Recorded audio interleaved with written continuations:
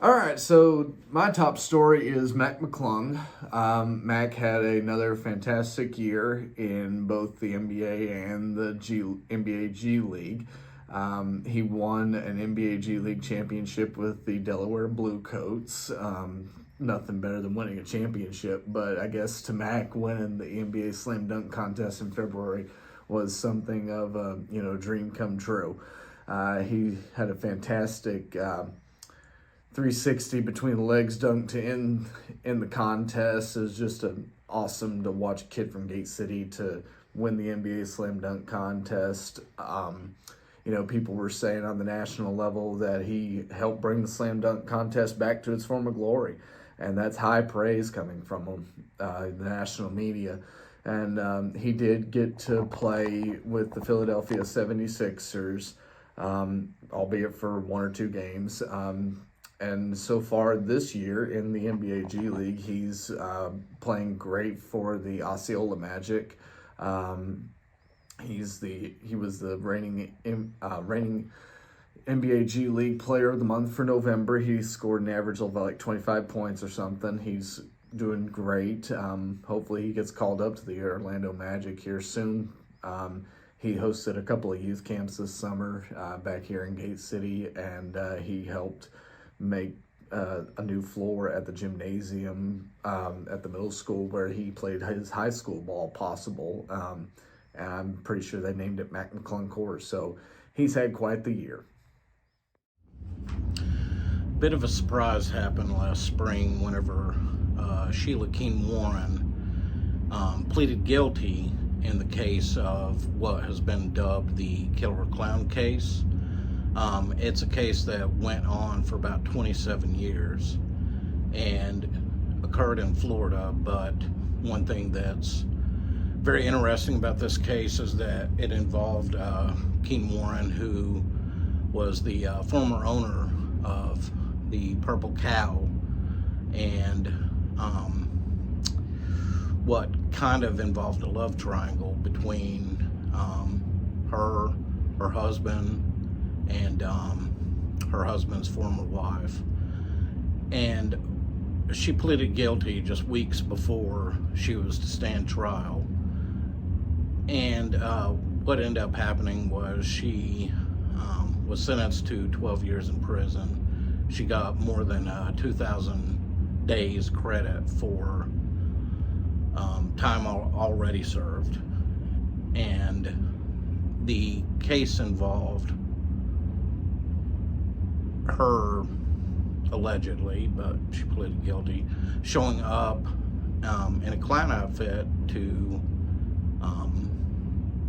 her husband's former wife residence and shooting the wife. Right now she's serving prison. I have spoke with her husband about it. They are still married. He has recently opened up, taken control of the Purple Cow once again. His response to it was, she's not guilty. But that's the results of what happened in the spring. The Kingsport public has been wanting to know for years now what's going on, what will happen with Fort Henry Mall. The first steps of that happened over the summer last year. We at the Kingsport Times News reported that Rural King was going to be going into the old JCPenney's building.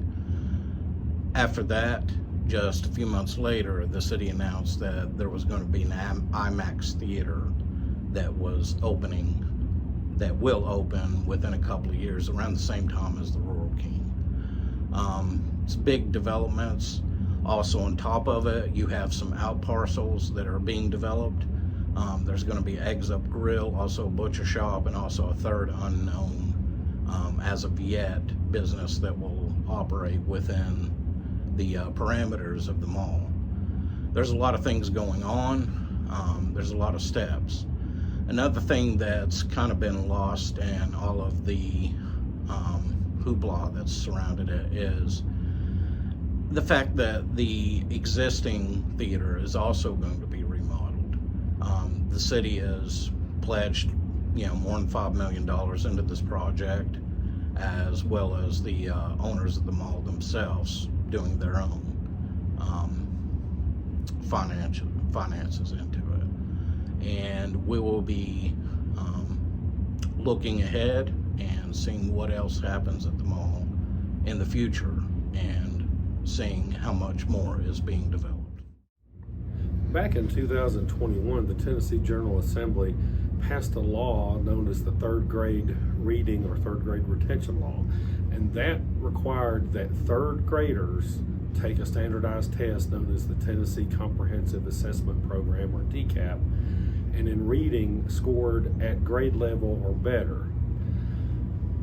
That law was not implemented until the 2022-2023 school year, which was just completed in mid-2023, and the issue became that locally between 32 and 50% of the students passed or got a good enough grade to not have to do anything else and be promoted.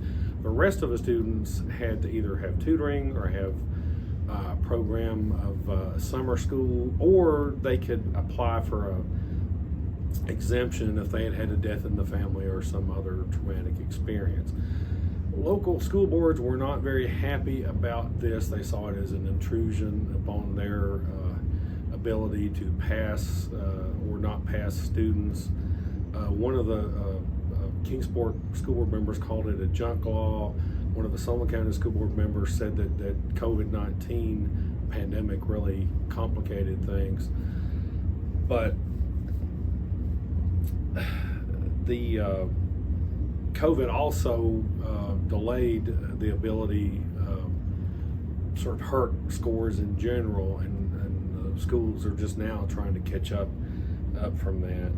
However, State Senator John Lundberg of Bristol is a big proponent of this. He's on the Senate Education Committee, and he said this pretty much was time. It was time to do this. We needed to have requirements and to get students learning and make sure school system gave them the thing.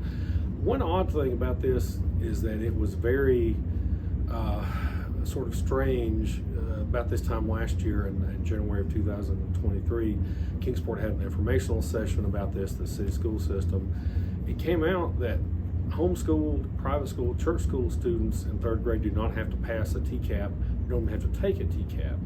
And Kingsport apparently experienced some students dropping out long enough and then coming back. So that was a workaround, if you will. And it drew a lot of interest, and it was an interesting story to cover, and it will live on this year. Layla Santinello has been missing since June 27th, and I've covered the case for many months. After Holland Snap went missing in October, Layla's mom told me that the two might have known each other, so I investigated. While it seems that Layla and Holland never met, after speaking to both families, I found out that they did run in the same social circles. They also both looked similar and have troubling pasts.